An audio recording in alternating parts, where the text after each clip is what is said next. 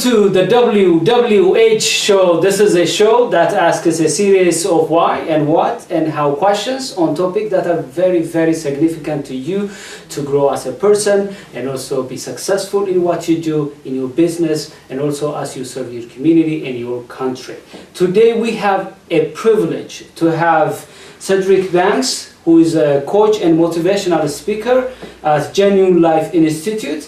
He has been selected as Instructor of the Year, Leader of the Year, Drill Surgeon of the Year, and he has over 20 years of experience in executive leadership, training, teaching, coaching, mentoring, and motivating teams.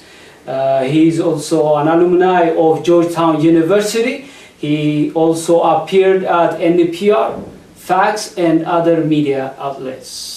Sedrick, thank you very much for coming. Thank you. I'm excited about this opportunity to talk to you about purpose. It's very important for everybody, and we're going to talk about why life without purpose is reckless. But I would like to begin our discussion by asking you to share how you reached this point where you are inspiring people to become purpose-oriented. So tell me about your life, briefly, how you discovered your purpose and how you end up inspiring other people also to consider purpose-driven life. Well, in short, one, thank you for having me here. Thank you, everyone out in the audience, for being here and able to share with us today. In line with discovering my purpose, I would tell you it only happened several years ago, and you would think right now, yeah, I'm 40, and you would think by the time you reach the age of 40 or a strategic leader in reference to a company where you're the one leading, that by then you would know your purpose in life.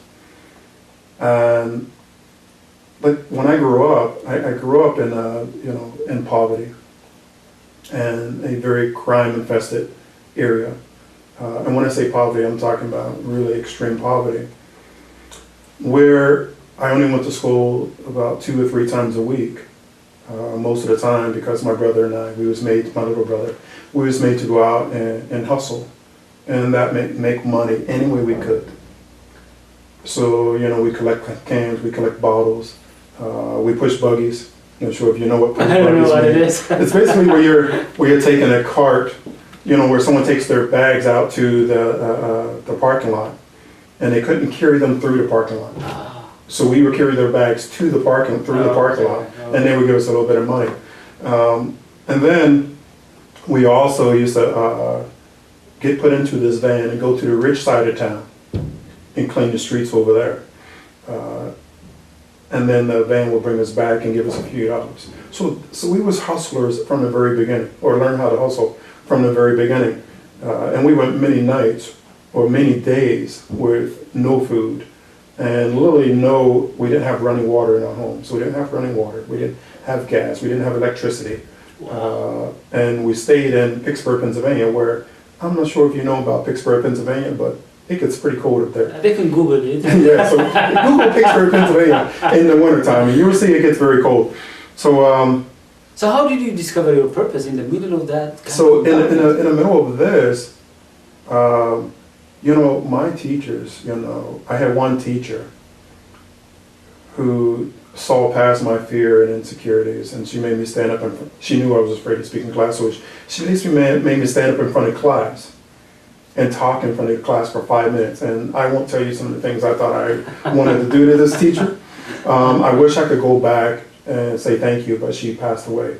See, sometimes we don't know the impact that we're making in somebody's lives, good or bad, at that moment. And so we got to show it with the wow effect versus the how effect. Yeah. But we'll get into that later. So I was, at that time period, I knew that there was something better than what I was doing in the world, where I was living. And I knew I could be a part of something better. So, I joined during that time period, I actually joined the military. And my time throughout the military, I did exceptionally well. And but I did exceptionally well on trying to keep up with everyone else. And so if somebody told me, hey, do this and it will make you shine, I did it. Do this, it will make you shine, and I did it. Do this and it will make you shine, so I did that.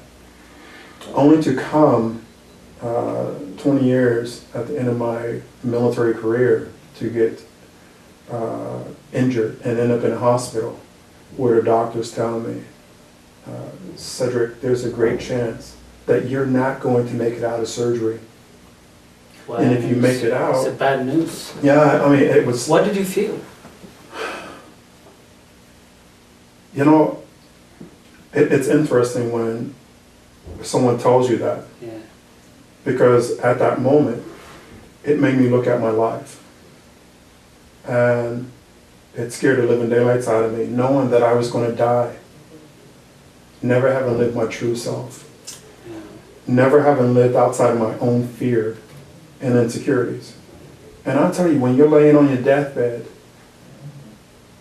and it hits you, wow, I never lived outside of my own fear or insecurities.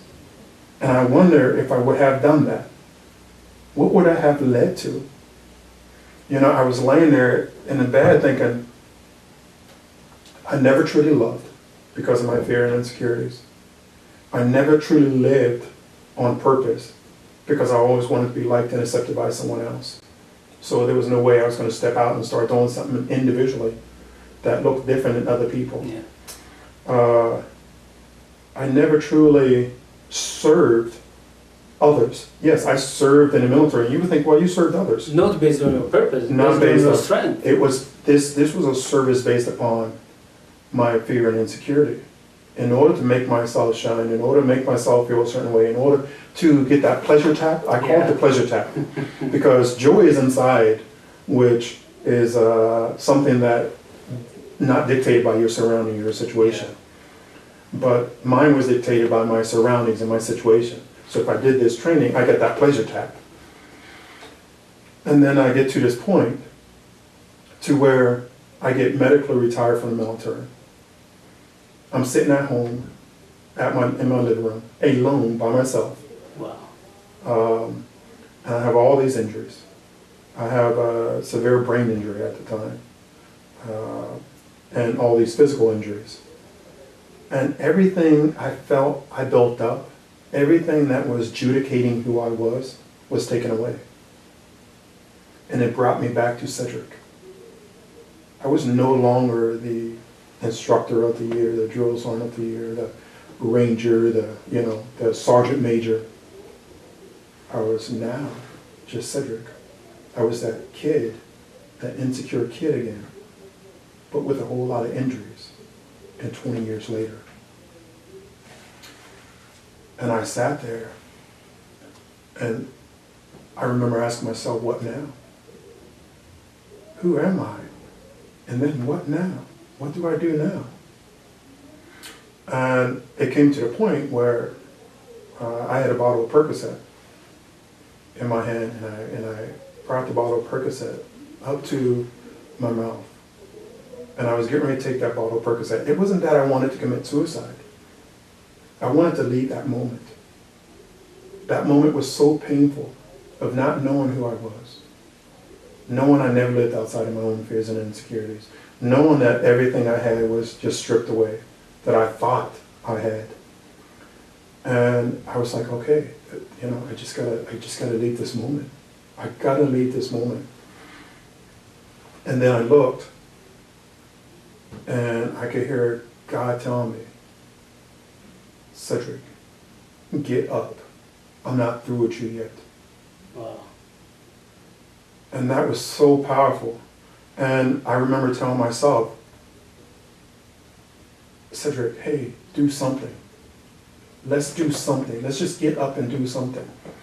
And I came up with my saying in my head for myself first, a small something is better than a big nothing.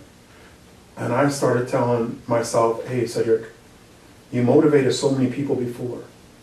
This is your time to prove that you could have your comeback. So you could show them that they could have their comeback at any age in their life. it doesn't have, you don't have to be 20 again. To recover. To and recover. Come back. Here I am, 40 now. Almost mid-age crisis. Yes. You feel like you don't have the energy you had 20 years ago. You're exactly right.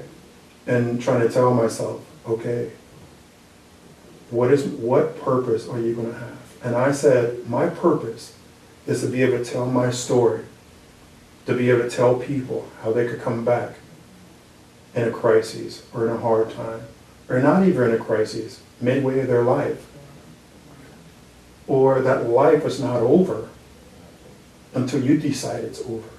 By the way, I want to interject one thing, because from your life I see that you had all those successes, rewards, congratulations and so on, and you felt you lost them.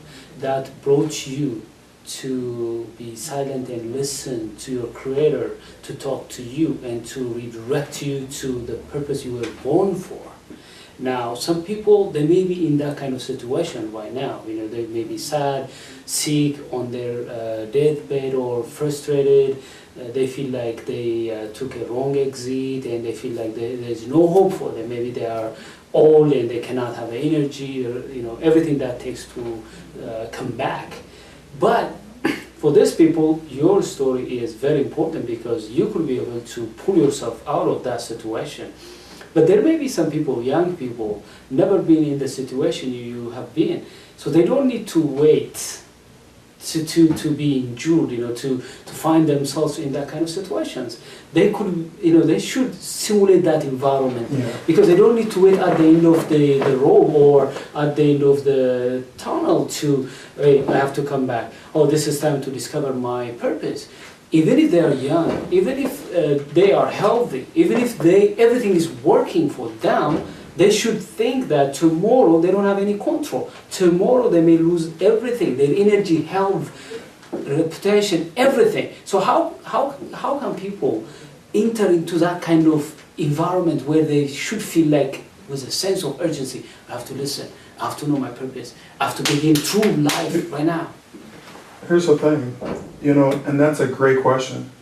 I would say you're never going to be 20 again. Yes. You're never going to be 25 again. Those opportunities that you have at 20, They're gone. you may not have them at 25. You may not even have them tomorrow. Yeah.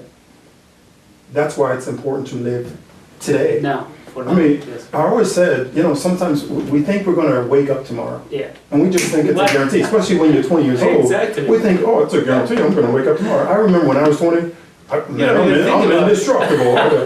You never thought about Exactly. the end of life. Yeah. The importance is really to think from the end of your life and then go back. I call it backwards planning, to go backwards and live from the end of your life backwards. And see the end, yeah, and then plan backwards, yes. and start to live to and start fulfill moving it. forward. Yes, and it's because, like I said, the questions I ask, you're going to ask at the end of your life, did I love? Did I live on purpose? Did I matter? Did I serve a higher thing, something higher than myself? Did I make an impact? These are the things you ask yourself. If you die today, do you leave legacy? Yeah, it's really important. It's really the most important. Did I live with a purpose? And I'll tell you what I mean by that. See, when people go, okay, well, what is living on purpose? And let's really dig into that. I could say, oh, let's find your purpose. And you may be in a rough place. So you might go, hold on, me finding my purpose right now is kind of really not realistic. You have to survive first, or you Yeah. have to stand out. Because usually when I say live your purpose, we think of this big freaking thing that we should be doing. Or, Right? We go, abstract. oh! But the thing is, you have to start where you're at. And what I mean by that, no matter what situation you're in, Begin there. you have to begin right in that spot. And what I mean by that, you go, okay, how do I begin in that spot? And I'm going to get into some points you could take. But what you do is you go, okay, this is where I'm at right now. This is what's comfortable for me.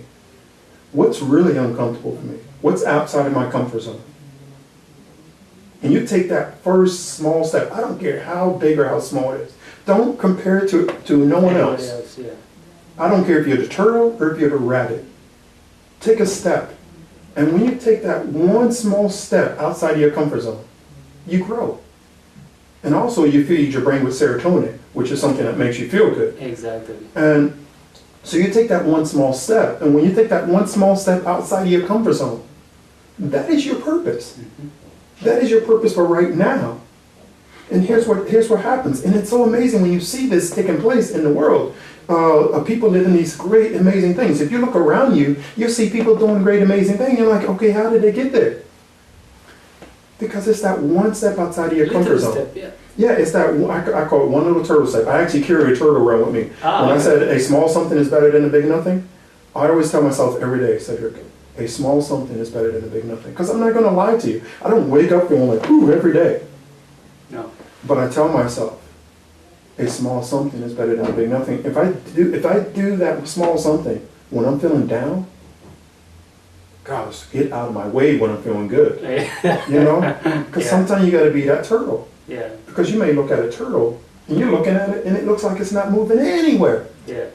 And you look away from it and you look back and that turtle's already, what? Yeah. How did that turtle get there? And what it is, it's taking that small step outside of your comfort zone. One day at a time. And even not even one day. I'm talking about just a small something. If you go, okay, here's what I'm comfortable with doing. What would be that small step outside of my comfort zone? And we could get into that. But what would be that small step? And let me take it. And when you do that, that is your purpose. And when you do that, you grow. And let me kind of explain how this works. You take that small step today, right? Yep. And then you take another small step the next day. And you grow even more. And you take another small step the next day, and then you grow even more. So, and then, give me 1 second. Yeah. And then next thing you know, you're doing this amazing thing, this amazing purpose. And people are like, how is he or she doing that? How is that even possible? Because your comfort zone started here. Yeah. As you started taking those steps, your comfort zone widened. And now you're here. And you're living comfortably within that. But you know that, hey, I got to take another step today outside of my comfort zone. And that's in reference to purpose, how you should start living purpose. Now, we could get into a format on reference to moving in the right direction, because that's important. But the first thing is you got to understand how that works. You got to understand the intricate part of saying, hold on, I could do a little something. I don't have to be doing this big, amazing purpose. You know, I didn't start off going, ooh, in my head, I'm like, I want to do motivational speaking and life coaching. My 2 little steps started getting out of the bed, and this was me injured. Getting out of my bed, walking to my door, walking back, turning on a YouTube video, and watching a motivational video. That's where I started. And then it was walking in the hallway and coming back and turning on a motivational video. Then it was walking downstairs and coming back up and turning on a motivational video. And I would tell myself, a small something is better than a big nothing. A small something is better than a big nothing. I was terrified to talk to people because I had a severe brain injury now. And I was in a brain treatment clinic for a long time where I slurred my words, I couldn't hold memory. So what am I doing sitting here? It was a small something over a big nothing. And so you got to get that part down first. You know.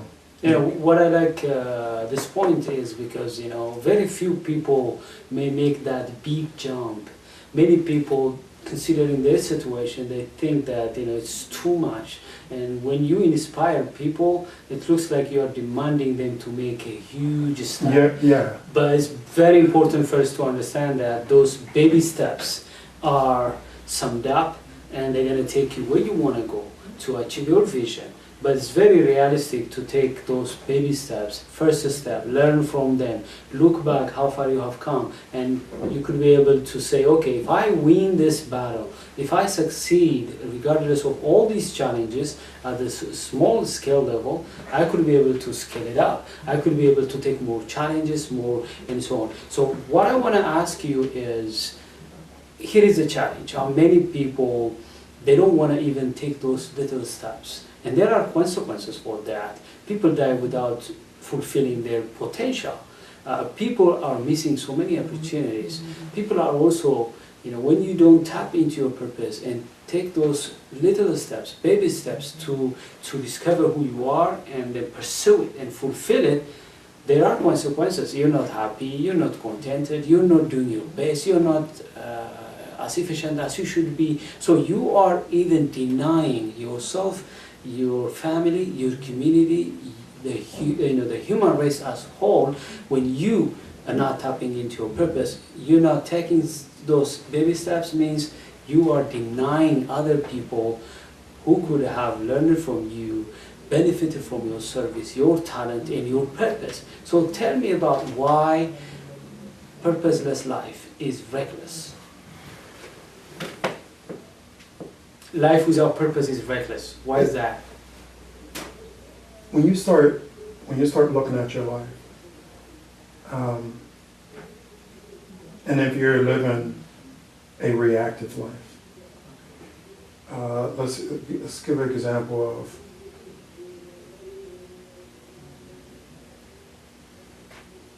let's say if I wake up today and I don't plan out my day, I don't envision my day, I just set out in my day. Not knowing what's coming, we automatically have a stress in us. Not knowing what we want to get done, we automatically feed ourselves with negative, with cortisone.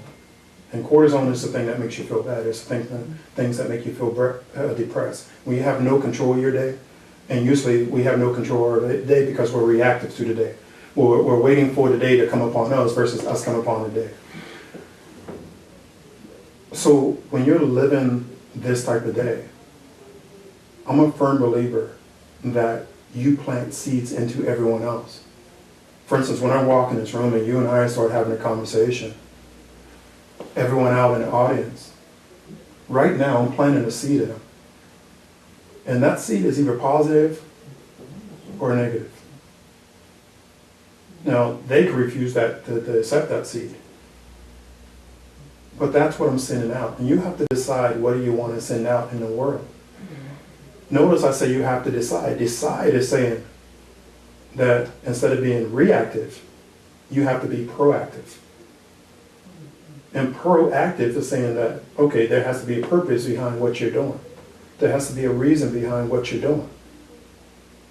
Because if you don't got a reason behind it, if there's no purpose behind it, if you haven't decided in any situation, you could be harming lives. Exactly. And the thing is, usually it's those people in your immediate reach, your family, your kids, your co-workers.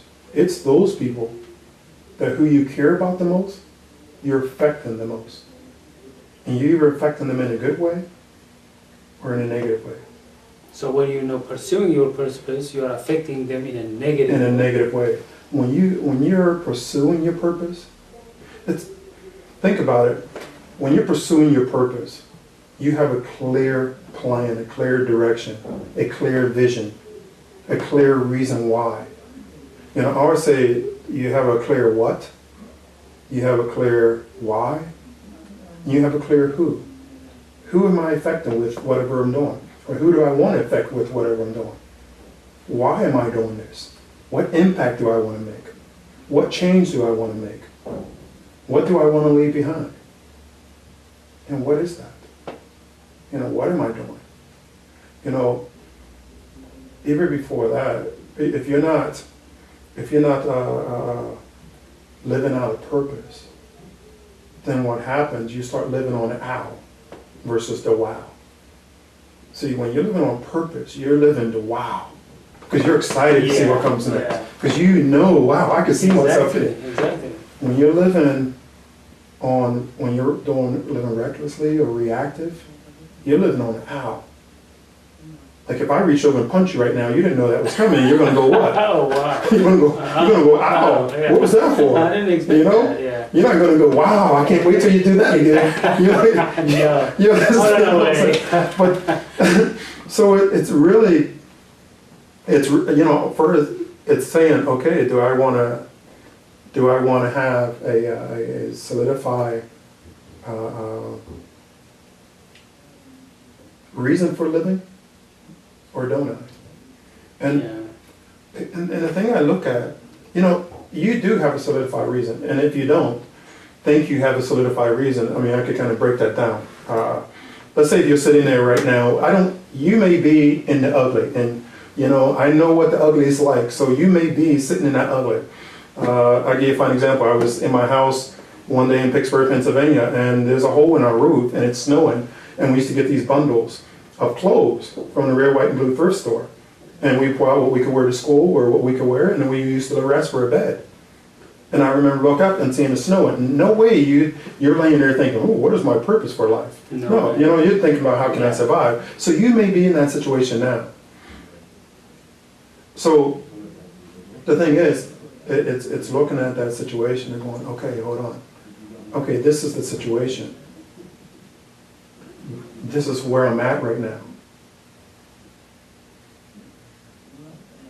But why am I here? Why am I not in this situation, but why am I here? Anyone could ask why I'm here in any situation. Because we all ask that question to ourselves anyway. How many times did you go, man, why am I here? And I ask that question to myself, why am I here so many times? And what I mean, it's basically saying, why am I here? And why am I here leads you back to who am I? Okay, who am I? Okay, well, I'm a child of the great Creator. I'm a child of this magnificent God. And He made me on purpose, for a purpose. And it's funny, I mean, so many people say, no. But if I showed you some paintings right now, some magnificent paintings, you're going to go, wow, the artist must be really good. You're going to know they just didn't pop into existence. Yeah, it took them time thinking. If I showed you a cup or a pen or anything, look around, everything in your house, everything around you, and ask the question, did it pop into existence? By the way, one of the challenges that I see for people not living a purpose-oriented life is the fact that they are influenced by their peers, their culture, and so on. Because some cultures, maybe all cultures, they have their own expectations from you. Grow up, go to school, get married, have children, maybe have homes. That's it. But that's no purpose. On the way to fulfill your purpose, you may have relationships, you may have wealth, you may have a reputation, recognitions, and so on. But these are just things that follow. The real purpose of us living in this world is identifying why we are here and pursuing that. When we do that, there are benefits. We're going to talk about that. And also there are prices we pay when we are not pursuing. And one of the things that you mentioned is when we go out and when we do things carelessly or by chance or reactively, what happens is that we are affecting our environment, our people, even the people that we care about, people in our home, people in our workplace, in our community, because we don't know who we are. Now the challenge is, because if we know our lane, if we are taking our lane, we're not damaging anybody else. Earlier we talked about if a car trying to become a plane, you can imagine the damage it brings. The same way if a plane tries to come out into the street and compete with other cars, you can imagine it's just wasting its potential, its purpose, and coming down and rake everything in front of it. So it's very important to have a purpose-oriented life. But it's very hard. Why is that hard? Because some people find it very hard for them to pursue. a purpose-oriented life? We are called to be in relationships. And so we start with our immediate circle, in reference to being in a relationship with our immediate circle. And we try to appease those people in our immediate circle. And we do that for so long to grab that fulfillment. I always say pleasure over joy. We do that for so long so we could get joy in return. I mean, pleasure in return, excuse me.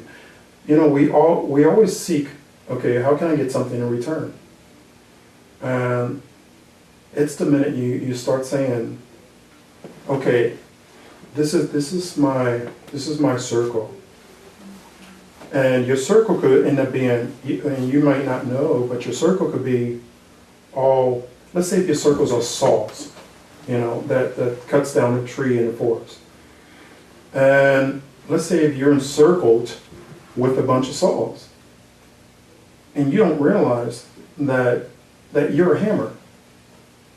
Well, you're out there in the forest, and guess what you're trying to do? You're trying to live up to the saws around you. Because you want to be accepted and liked and rewarded by the saws and a pat on the back. Yeah. So you're trying to, and everyone's looking at it like, God, man, he's not the sharpest saw in the toolbox, is he? Yeah. Because that's what they're saying to you. You're in the wrong place. Yes, but you don't realize at that moment you're in the wrong place. It's not, and I always say it's not until the moment you match yourself to the who am I. You really got to stop and look and say, who am I? Okay, hold on. I got this round tip. Okay, I could pound stuff pretty darn well. I'm not, sawing's not really, I can't keep up with the rest of the people in sawing, but I can sure bang some stuff. So, okay, well, what are my strengths? My strength is I could bang some stuff. Yep. You know, I got a long handle where you could grip me well. I got endurance, I'm precision. I have precision. Hold on. Okay, well, where could that be used? Where could that be used? And going, okay, well, finding your niche. What are some of those things where I could use those gifts, those abilities, those skills? And then, can you picture leaving that circle of friends? Because sometimes you got to leave your circle of friends. People don't want to leave their circle. I said the comfort zone. They don't want to leave that bubble. And they don't want to go off on their own. Not too many people want to go off on their own. Because we want to cling to this group of people. What we feel comfortable. Because we don't feel like if we go off on our own, we're not going to meet someone else. We're not going to form a circle. We're going to be alone. We're going to be lonely. Yep. The minute you start doing what you're called to do, people's going to start going, wow. And people's going to want to be around you. Yep. The minute you're doing it, and not because it's something you got to earn a pay with, not be something you got to pay to deal with, but because it's something that's passionate to you and it just feels so natural. Exactly. It's going to be like, first you're going to be like, wow. Yep. And then people's going to go, hey, show me why you do what you do. Tell me how you do what you do. And you're kind of got the thing as, well, actually, I don't really know I'm doing it in a fancy way. I'm just enjoying doing it. Yeah. By the way, one of the things that somebody may know whether he or she is in her purpose is if they do that thing even without being paid and happy doing it, that's their purpose. Of course, you're gonna get paid. You're gonna be rewarded. But the way to know whether I'm in the right environment is I'm happy in what I'm doing, and I would even do it without even being paid.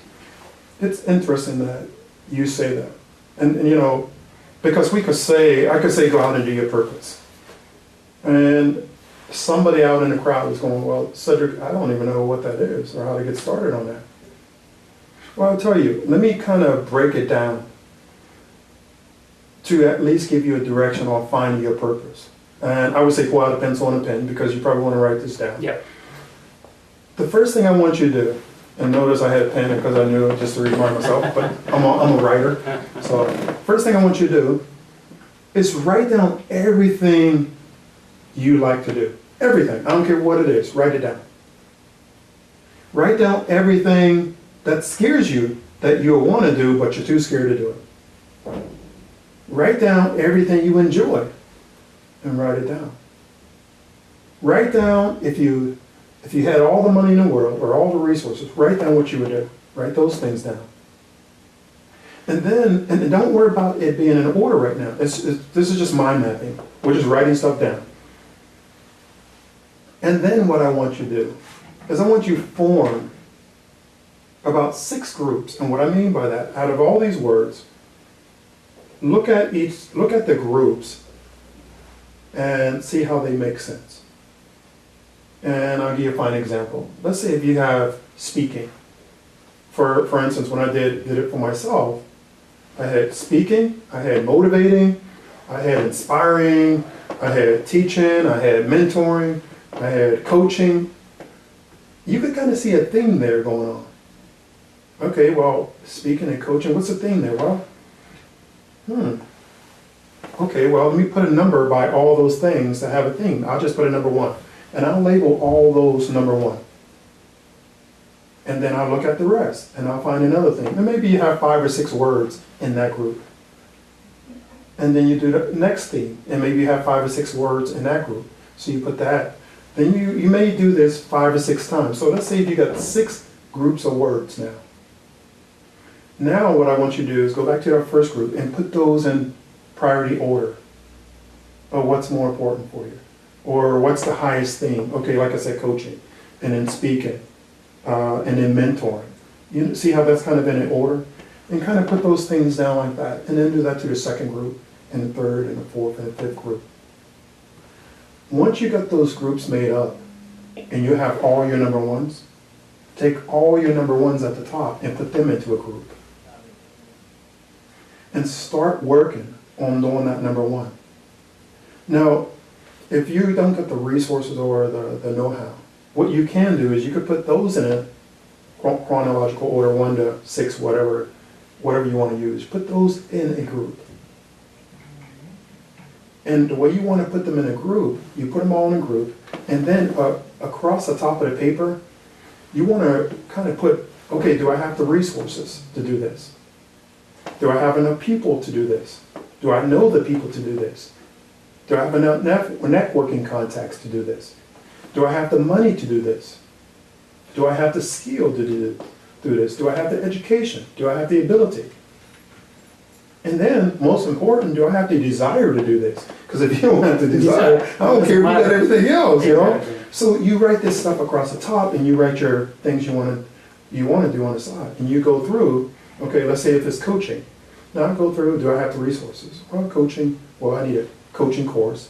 You know, it's good to have a coaching program that you go some through. Tools, some Or methods. yeah. So I don't have that yet. So I go across and I go, well, do I have the desire to do it? Yes, I have the desire. Okay, go across. Do I have some of the experience to do it? Yeah, I have some of the experience because, you know, I did this before. Okay, do I have the training? Yeah, I have some of the training, but not too much of the training. So you could either X that one or not. But what you do is you X it all across, and you're going to have some X's, not some X's. Yeah. And you do this through all 6 of them. And then at the bottom, you total up those X's. You go across, not at the bottom, but across, you total up those X's. And if you got 6 X's here, then 3, and then 4, and then 2, and then 1, well, you start going along with the 6X. Because that's you have everything ready now. That's the one you have right now. That's the one you're ready to do right now. You'll come back for the others when you have. Exactly. By the way, so now you gave us a very clear step-by-step ways on how to find our purpose and start wherever we are right now. Now, here are some challenges. For example, how do I know, by looking at someone, how do I know that person is purpose-oriented person? How do I know myself I am on my purpose, doing the right thing? Is there a sign? Is there a way to know whether I'm on my purpose? When you wake up eager, when you don't really need an alarm clock to do what you're doing. Like I wake up with an enthusiasm Yeah. to learn, with an Myself too, enthusiasm yeah. to write, with something, an yeah. enthusiasm to coach or speak. Yeah. I wake up with that. And the thing is, yeah, don't get me wrong, guys. You know, remember that training category? I probably didn't mark an X in that training category. But I'm passionate about what I'm doing. So, okay, this is me training. I got to take the step. You know, me sitting here, me talking to you all, this is part of that training process. You just got to step out there and do it. If I never step out there and do it, guess what? It doesn't happen. It doesn't happen. So the thing is, when you wake up and you're eager to do whatever you listed on there, and you start doing it, then you know that you are finding your purpose, or you're moving towards your purpose. And when I always say moving towards your purpose, and the reason why I say that, because one, our God has a plan for us. You know, he has a plan in the future for us. And, you know, we may have a plan in the future for ourselves, or even if you don't believe in God, life has a way of giving you making its own plan in the future for you. Yep.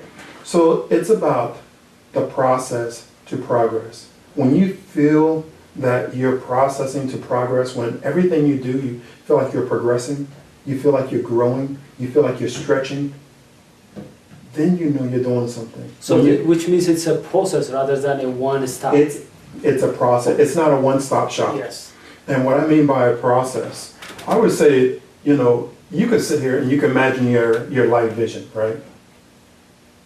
But then you must rewind, and you know, I can't see a VCR because we don't have VCRs anymore. But you know, but you rewind and you come back to today, and everything starts with today, just today. And I'm saying having a daily purpose, and a daily vision, and a daily outlook of life. And I'll tell you how, like I'd spend my morning, or how I wake up. For instance, I wake up. And I thank God for today. You know, I say, whoa, today is a present. You have control. It's a present. Something about it. And I go, okay, so how am I going to unwrap this present? First I thank God, and then I lay in the bed, and I just envision my day. I become the Michelangelo of my painting or of my vision. And I paint my vision from start to finish on how I want my day to look. And then I paint myself into that vision. Because you can paint a great vision, but if you can't paint yourself into it and you can't live it, then guess what? Then you're not going to do it. So you close your eyes. See how your day is going to look from start to finish. That's what you call being proactive. That's what you call having a purpose-driven day. So I got my vision. This is how I want it to look, which leads to a bigger vision. That big thing that we all talk about, man, how do I lead to that big thing? By living today. And it's going, okay, well, this is how I want my vision. This is how my day is going to look. Okay? And here's the thing. Then you got to structure that day. So then I have what I call rituals I do in the morning. I do the same thing every morning. Like I told you, I wake up. I say thank you for today. You know, I realize today is a present. How am I going to unwrap it? I make my vision in my head. Then I move to the bathroom. I brush my teeth and I wash my face. I move to the kitchen. I make my coffee. Gotta have my coffee. Maybe some of you don't have to, but and I make a high power shake. You know, to refuel my body. I drink a glass of water. That's something glass of water definitely. So I drink a glass of water to wake up my organs, to wake up my body. I turn on a motivational video because the first 20 minutes of what you hear regulates your day. So turn on something motivational. If it's music, if it's a song, whatever it is, turn it on. And then what I started doing is I go to the gym. Oh, excuse me. I do a high performance academy with Brandon Bashar. I'm not sure if you heard of him, but great guys, great stuff. You can check out his videos on YouTube. He doesn't pay me, so I'm just sharing. But so I'm attending the High Performance Academy now. So I do an hour of that. Then I go to the fitness center and I do an hour and a half of fitness. Then I come back and then I leave my place and I actually go to my office. Notice I didn't say check emails. See, I don't check emails till I get to the office. And when I check emails, I don't check emails to follow up with other people's emails. Before I even start my email, I start saying who owes me something. And, you know, if you owe me something or someone else owes me, I write that down. So when I first open up my emails, the first thing I look and see if I get an email from those people who owe me stuff. Because I got to take care of myself first before I could take care of other people. You know, because if I don't have the resources and energy and supplies to take care of myself and fuel myself, how can I help anyone else? Yeah. So this is what I do. And then I go to work, and then I come home, and I actually have evening rituals also. I have an alarm that goes off at 9:30 where I want to go to sleep at 11, but my alarm goes off at 9:30. And what this does, this tells me to mentally power down my mind.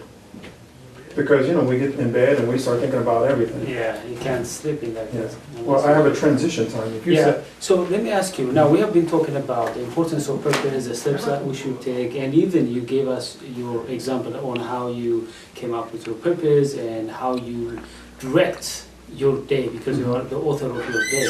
Now let's talk about what Say that one more time, sorry. You are the author of your day. You are the author of your day. You can dictate how you want to live that day. Can I make one point on that? Yeah, sure.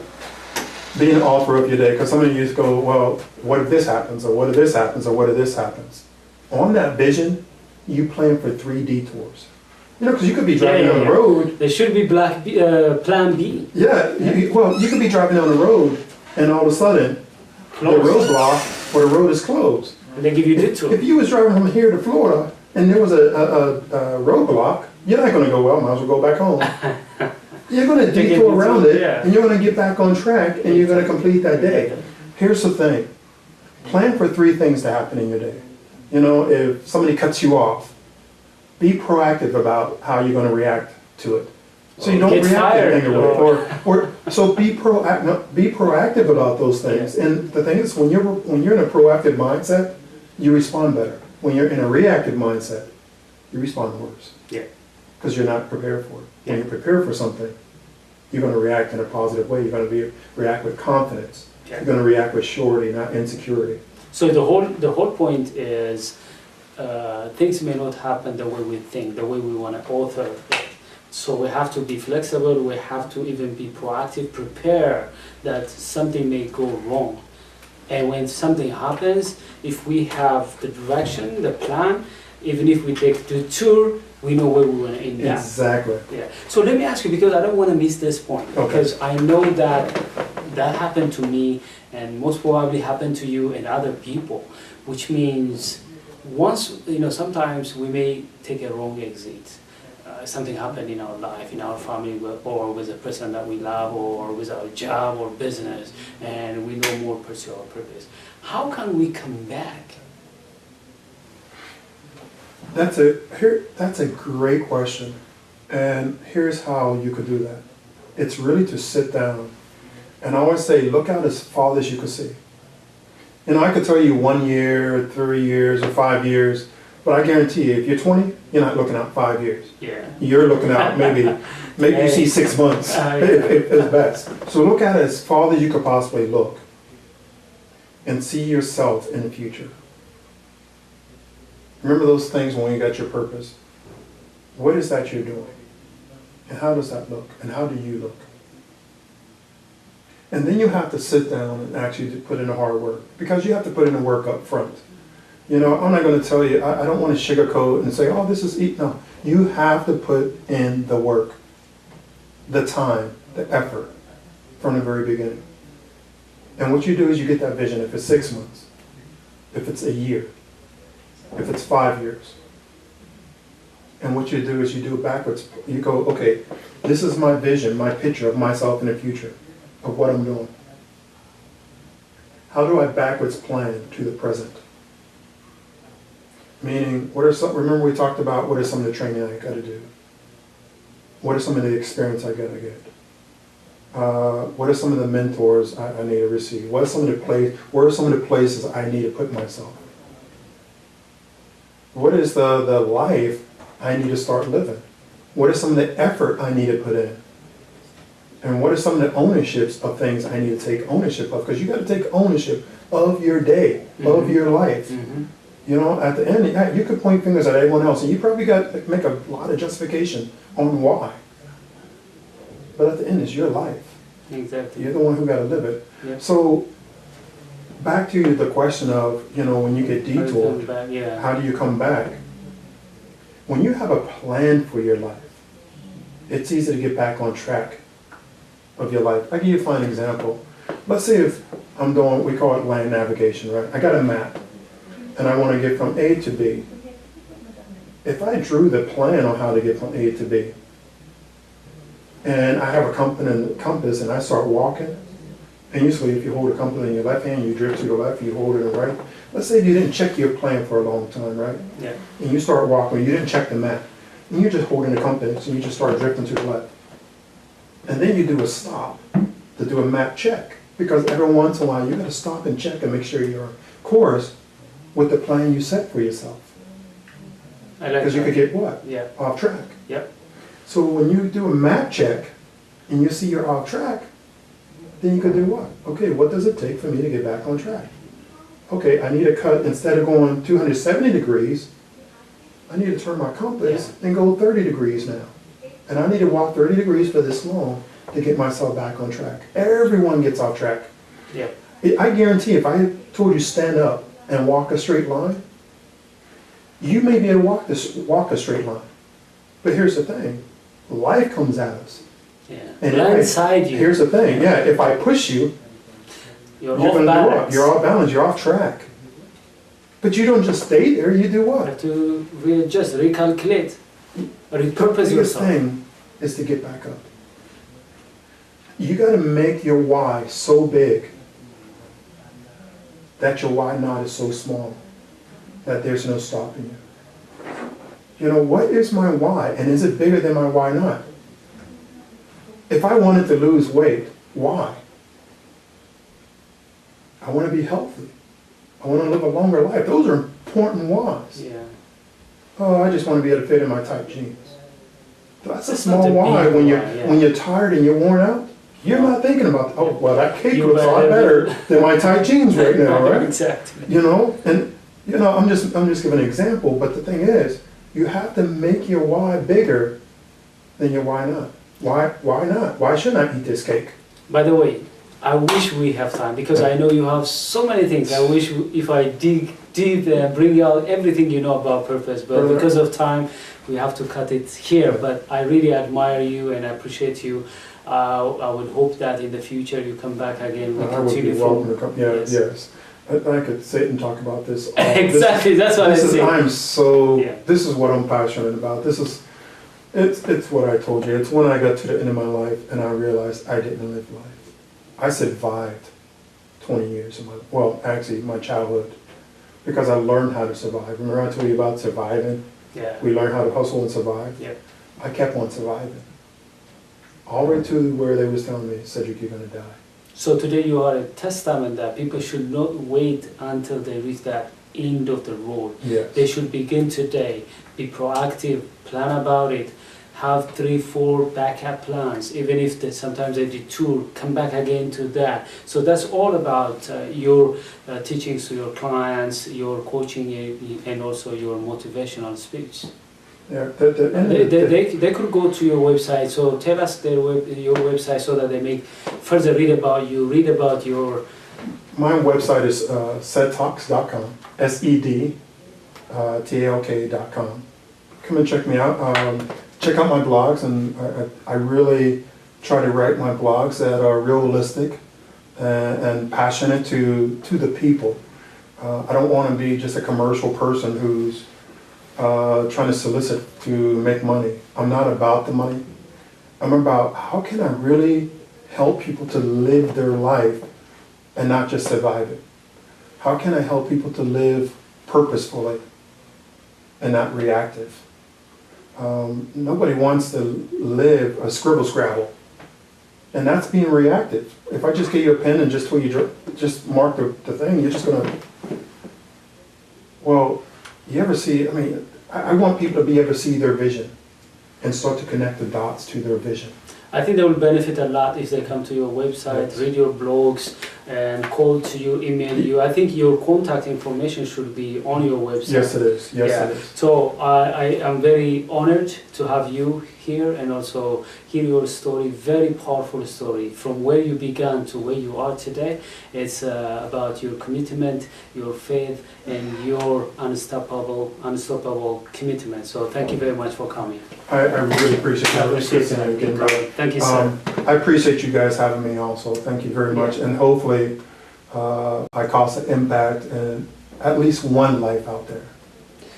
Dear viewers, as you have seen, we had a wonderful discussion about the importance of purpose-oriented life. We talked about what kind of benefits you may enjoy and also what kind of steps you should take. And also we talked about you have to have backup, you have to be proactive when you have some obstacles, challenges.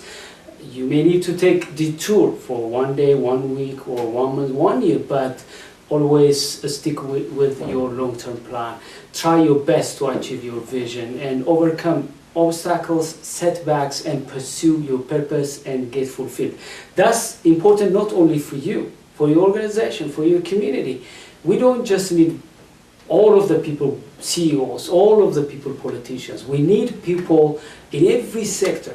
And you, when you know your purpose and go there and serve your community, your organization, and your family based on your purpose, you are doing a service to your community, your organization. You use your best who you are, you maximize your potential, and you leave legacy. This is the kind of life you should live. Thank you very much for watching, and I look forward to you in the future with another program, with another guest. Thank you very much.